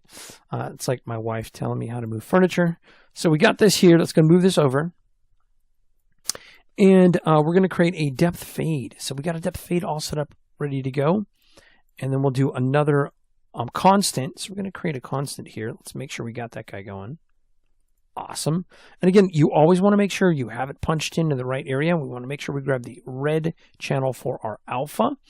And if you know anything about color swatches, you should know that that should work just fine. So with our constant here, we're going to set this guy to like, I think 1 should be okay. In this particular case, you can go 1.5 if you want to. And we're going to set that directly into the opacity. So let's pull this around to the opacity. All right.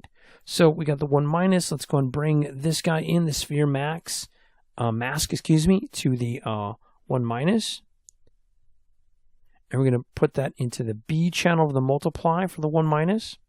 And the 1 minus needs to pull some information from our color. So we're going to grab the bottom here, our a parameter sub UV, and we're going to pull this into our A channel of that first multiply. Now, it can be confusing, but what we're building here, we're building a stack. Basically, we're doing like a really simple kind of layering process, and we talked about that and what that does. All right, so now that we got that, let's go ahead and make a few more nodes here. We're going to need another multiply and power. So let's first make the power. There we go. We need a multiply, so I'm just going to borrow this guy, Control C, Control V, and plop them over here. They're going to be for the outgoing of our depth fade. Again, this is going to allow our snowflakes to fade over kind of a distance. So now let's grab our multiply, and we're going to actually punch him into the A channel of this multiply. But first, let's get this set up so we don't get too confused. So the base here for the depth fade is going to go into our power. From that power, it's going to go into our B channel of our multiply. And then the A channel of the multiply over here is going to be related right there. So that multiply is going to go into the A channel of that multiply. So the output, the final output goes in there. All right, so far looking so good. We do want to make a clamp, so we need a clamp here. Let's create our clamp. There we go, awesome. Sweet, clamp is ready. So one thing I do want to point out, make sure in your material itself it's set to translucent. With it set to translucent, scroll down and make sure you set this guy to used with mesh particles. Very important that you do that, otherwise this won't display correctly. So we're going to go into the clamp. Right there. And our clamp should be kind of default, kind of a 0 and a 1. That's fine. And that's going to finally go into our opacity. But we're not done yet because we still need our fade distance. That's why we built this guy down below here. So we can actually pull in that fade distance. So let's go ahead and grab the fade distance on this guy. And again, make sure it's 500 to 1,000 here in our lerp. And we're going to put that right into our fade distance right there. Cool, sweet. So far, so good. We're going to still got a few more things to do because we got to get our base color set up. Right now, it's very raw and it won't look really well. We want to magnify it a little bit, and we want to use the add node to bridge between two different variables, which would be this texture down below versus this texture up above. All right, so we're going to go add here, and they kind of look the same, believe it or not. When you click on them, you'll see they have the same kind of pattern, but you're going to see we're pulling on a few things. So let's do the add. Punch this guy up, and then we're going to do a multiply again, another multiply. There we go, sweet. So now we're going to pull this down. Oh yeah, there it goes, awesome. And I know it sounds so exciting. I try to make it exciting. We go over here to A in our multiply. So add has got this texture sample into A. It also, in its final output, goes out to A of multiply, which we just made.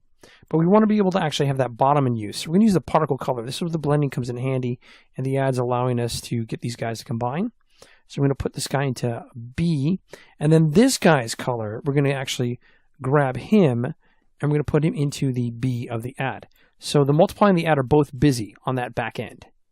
And then we're finally going to pull that into the color. Now let's double check down below. We want to make sure everything's in the right spot. And if you do get an error, just double check, make sure your numbers are in place. And you have the alpha punched into the alpha of the lerp. So let's go and grab this right here. I'm going to put that into the opacity. And then we're going to go down up here, and you'll see opacity active. We're going to grab our multiply, and we're going to put it right into our base color. There we go.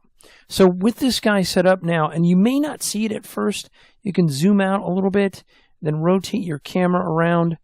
There we go. Let's see, there's a little bit of a refresh issue that can occur.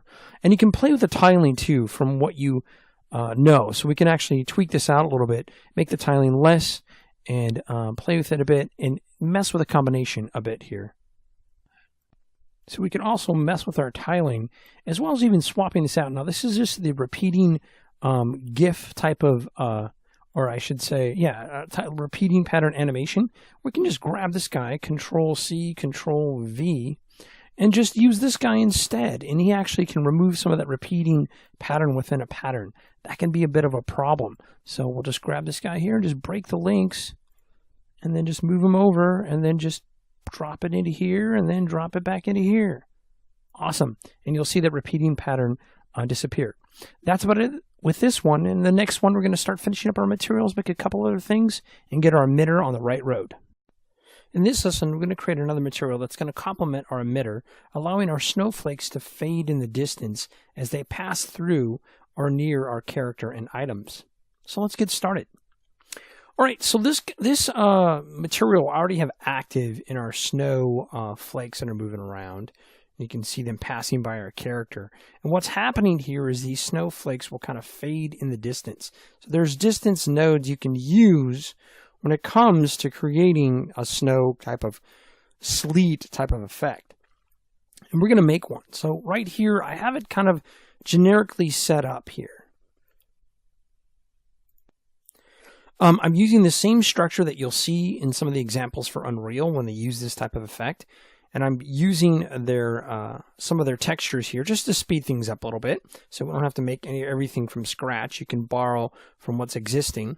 Here's the one that I have in file for you guys. And it shows all the connections. And that one's called Sample Snow Blizzard Emit. This gives us our velocity.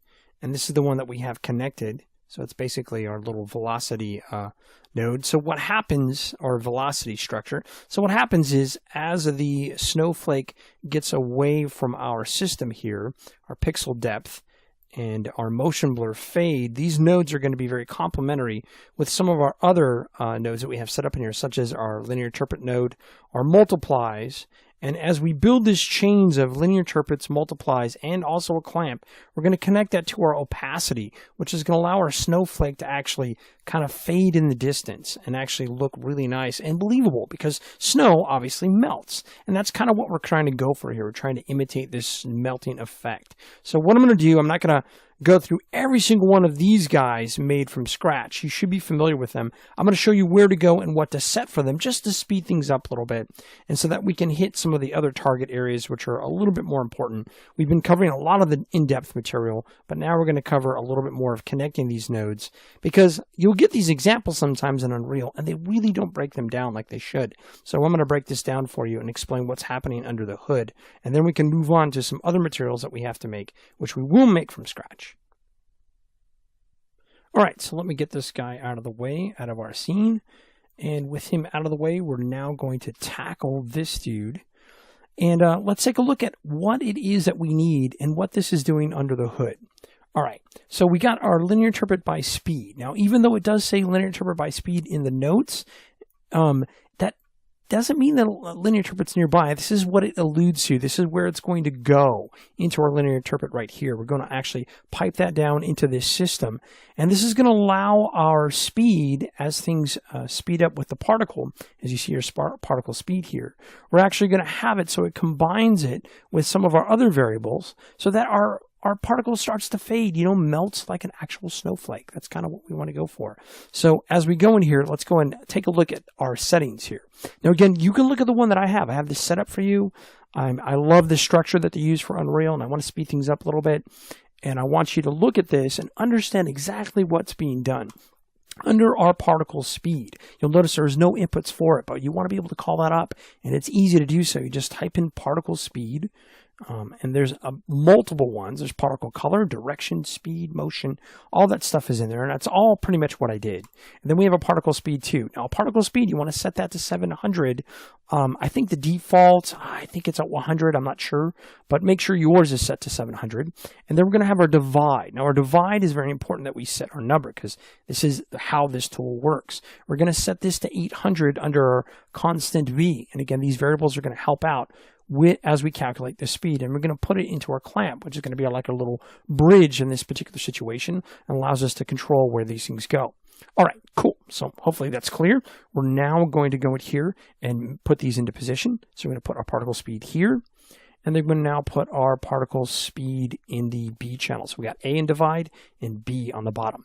So the parameter node's on the bottom, and the speeds on the top. Sweet. And then we're now going to take this guy and put him into our clamp node. Fantastic. So these nodes are broken up pretty well.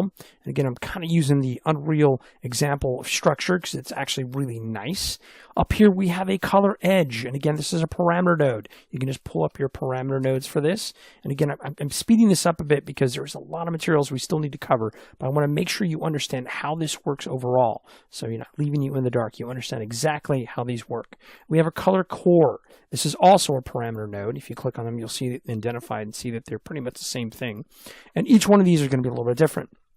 So this one here, following some of the lead examples here for some of the other emitters that they have in Unreal, I think these work out really nice. But again, this is your color control. If you don't want to punch in numbers, punch in, pick the color that you want, and the variables will assign themselves accordingly. This guy will keep white here, and down here we have a constant. And this constant, I've set mine to a 0.7. You can do the same thing, and they are ready to go on that end, and we can connect some of them here. So with these guys set up as our base color, we're going to need a couple things. We're going to need a linear interpret node, and we're going to need a multiply. These are very important. If we don't have these, our color is not going to read really well because that linear interpret node is bridging these two different colors that we have and our constant. So it's actually working together.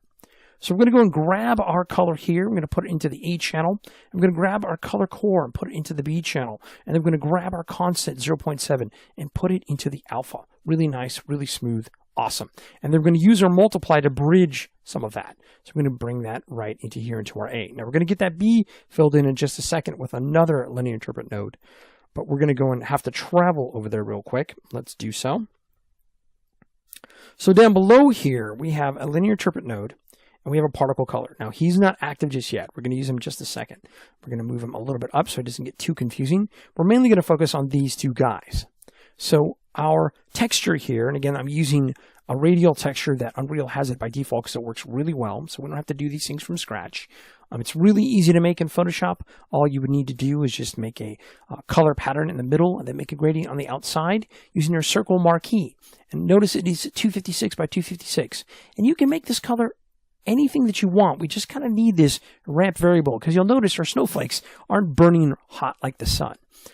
So you'll see that we're using the other color information. If you know anything about color theory or in Photoshop, you should see that your red isn't really red. Your green's not really green when you go and look at your tables and you look at how things are broken down within your channels of the object itself. So let's go ahead and grab our information here. We'll grab our red and put it into our A channel.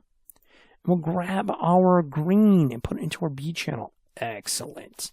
And then that clamp that we did before, we're going to pull that clamp down. I'm going to put it right into the alpha. So far, so great. Working really nice. And this linear interpret node, he needs to go somewhere because this is our little color texture sample. This is our linear interpret by speed that went to here. So this is basically using the speed nodes, piping in the divide into our clamp and into our linear interpret node. And then we need to put this guy somewhere. So we need to combine that with our color. So we're going to go and pull him back up into our multiply. Excellent. So far things are looking great. So we got this guy all set up here. So now let's go and move down a little bit. Let's look at these other nodes that I have ready to go for you to understand how they work. Now remember, you have to look at these under the hood. You have to see what's going on. Notice my clamp only is set to 0 and a 1. You can change those, which we did with an earlier complex material that I showed you how to layer your materials together. You'll notice our pixel depth and some of these ones don't really have any node information. You can bypass that because these are just using the information of what this node does to bring it into our other nodes. All right, so we're going to grab this guy here and go to A. Our constant here is set to 0. I'm going to set mine to like 0.2. I think the example I have for you is like 0. This just gives you control of the fade. If you see it's not fading enough. I like to have nodes there. Even though it seems like I may not need them, I'm probably going to need them down the road. All right, so we got that set up. And then now we're going to move this right into our -1. Now our -1 is just kind of acting a little bit like a damper for us. And then we're going to grab this guy here. And you'll notice again when you grab the minus node, oops, let me deselect that for a second. You'll notice, again, there's nothing there. It uses the literal information from that node. So we go and pull this over into our multiply, our B channel. And our linear interpret node is also going to join that guy right here into our A. Cool. With that set up, we're now going to bring our multiply into our new multiply because we're stacking this up. We're getting this nice and magnified and allowing us to bridge certain nodes such as our particle motion blur fade. And we're going to bring them right into our multiply here. Okay, so we're not done. There's a few more things we still need to do. I'm going to stop at this point and we're going to start building the rest of the nodes here and finish up this material. And that's about it with this one. In this lesson, we're going to finish our velocity material for our snow emitter. So let's get started. All right, so before what we did was got some of our color hooked up here. We got our linear interpret speed set up. We have our fade by distance. Now we're working on subtle details. Let's go and put that guy together. So we see we have a particle position. So anytime you type this in again,